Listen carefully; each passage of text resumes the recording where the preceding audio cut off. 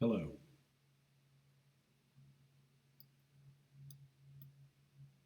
Hello. Testing.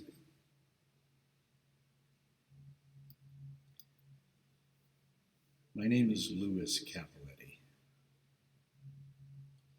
I have a bachelor's degree in philosophy, and this is the first post I've ever posted to YouTube and on this channel. And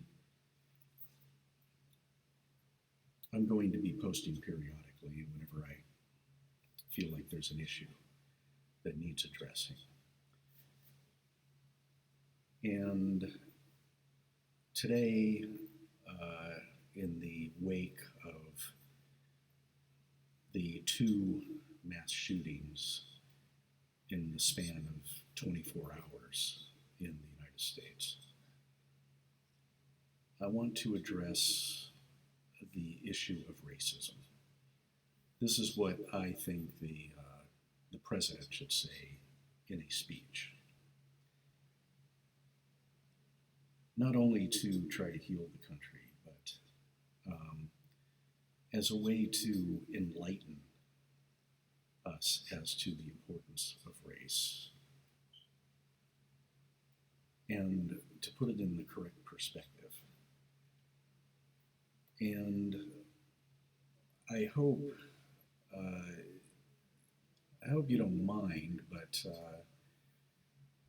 in the process, I'd like to minister to the white supremacists in this country because it's a growing problem, and the only thing you hear on TV and the only thing that's ever said to them is that you're white supremacists, you're evil just for being white supremacists, for believing what you believe, and in order for you to stop doing it, you just have to drop it and change to the other side. But, it could be that someone is raised this way, especially, these two most recent shooters were 21 and 19, and the one in, I think the one in Gilroy. So there's been three in the last week, three of these mass shootings. The one in Gilroy was 19. These people could be very sincere in their beliefs and believe that this is the only way to think of race. And as a philosophy major, it's a bachelor's degree, and I'll do the best I can. A bachelor's degree is the tip of the iceberg when it comes to an expertise in philosophy. But I'll do what I can, and it may be halting and take a while to flesh this out, but bear with me, please. Okay, so first of all, what the white supremacists teach, and by the way, I don't think I finished my thought on why I want to minister to the white supremacists. This could be a very sincere belief on their part. It could be the way they were raised. It could be that they don't see any other way to see reality except in these terms. And nobody is actually trying to engage them on an intellectual level, on a level where you pick apart why it is that what they believe is erroneous. It's assumed that they have adopted these beliefs because they are just evil people and they want to hate other people. Okay, that's part of it. A lot of them are probably that way, but it could be that they also just actually believe what they feel. So let's try to convince them that it doesn't stand up. It doesn't stand up intellectually. It doesn't stand up on any level. And here's what I would say first about that. What I've heard them teach is that the issue of race in the world today is comparable to 30,000 years ago, or whenever it was, when the Neanderthals were wiped out by the Cro-Magnon man. So you had a superior form of life relegating another form of life to extinction through battles and wars, and the added intelligence of the Cro-Magnon actually was what was enabled them to defeat the Neanderthals. Okay, and that they believe that today white people are the superior in that superior position and smarter than all the other races, and therefore they must defeat all the other races, and so the world would be a homogeneous white population. Okay, the problem with this is that today, in the world today, there aren't two different species among humans, okay? We are all Cro-Magnon or Homo sapien. So there aren't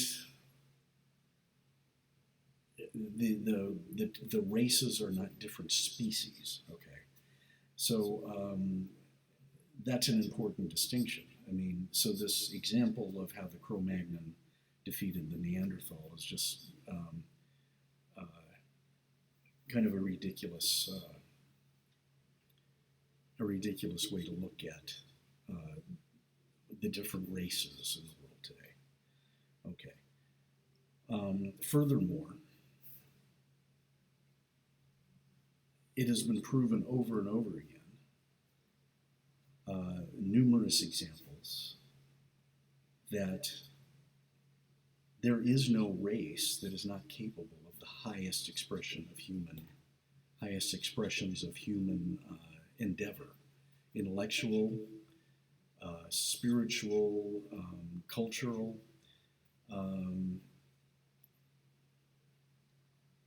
There is no race that is not capable of that. There have been many, many examples of people in different races that have achieved the highest expression, have fulfilled the highest potential of humanity.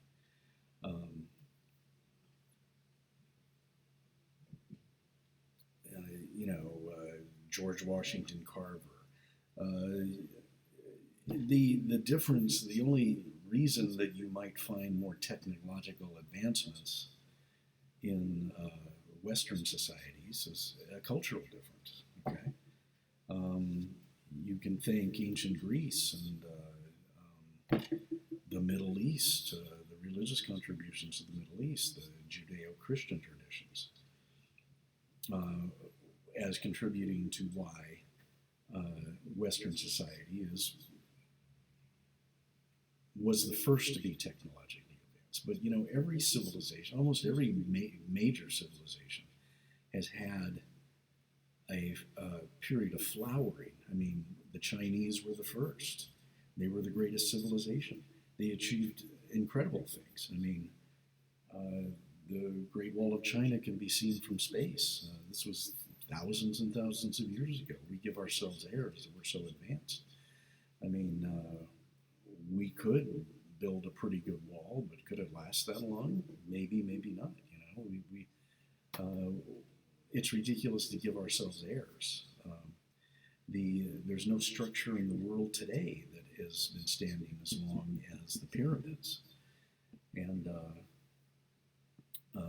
the Egyptians had their day where they were the greatest civilization. The Romans, the Greeks, they all had their day, okay?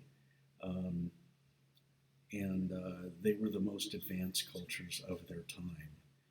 They are a different race, but that had nothing to do with it. This you might say is the time of Western man, but not the white man. I mean, the race has nothing to do with it. The race of the Chinese has nothing to do with it. The race of the Egyptians had nothing to do with it. It was just the time for that civilization to have its flowering. Okay, moving on. So I would encourage, if you accept these premises, I would encourage in my attempt to minister to the white supremacists out there for what it's worth. I don't know what good it might do. There is no race because there's no race that precludes the highest intellectual achievements, the highest spiritual achievements. There is no race that is inherently superior to any other race. The differences are cultural differences. Okay, what it took to survive in Africa precluded very advanced technology.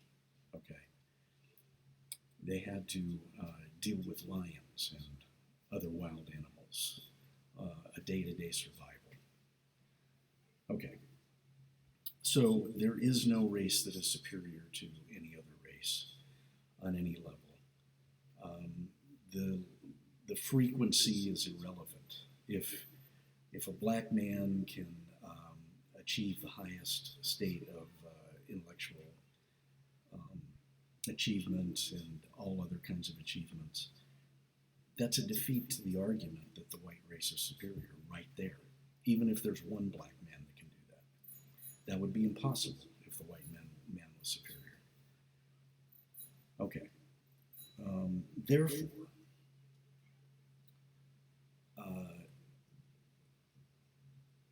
philosophically, it has to be said that there are really only two kinds of people in the world: those who know and those who don't know. That's it. Race is the least, it's at the bottom of the rung of considerations in determining the qualitative differences between human beings, Homo sapiens, the Cro-Magnons, that we all are. So I hope this helps. I hope this helps clear up the confusion and maybe adds something to the discussion of where we can find some common ground. If I have anything to add on this, I'll post another one. But I might want to add one thing on a spiritual level. What these people are doing when they go and try to kill a bunch of other people. And I think the media is really remiss in when they say that this mass shooter has been planning this for a long time, as if he's some criminal mastermind. It's just ridiculous to pose it that way. It really doesn't take any talent to catch a bunch of unsuspecting people by surprise. It doesn't take a lot of planning or intellectual superiority to just catch a bunch of unsuspecting people by surprise. It's ridiculous. And furthermore, when man tries to play God, he has to act like an animal to do it. But man is neither animal nor God. We stand upright between heaven and earth.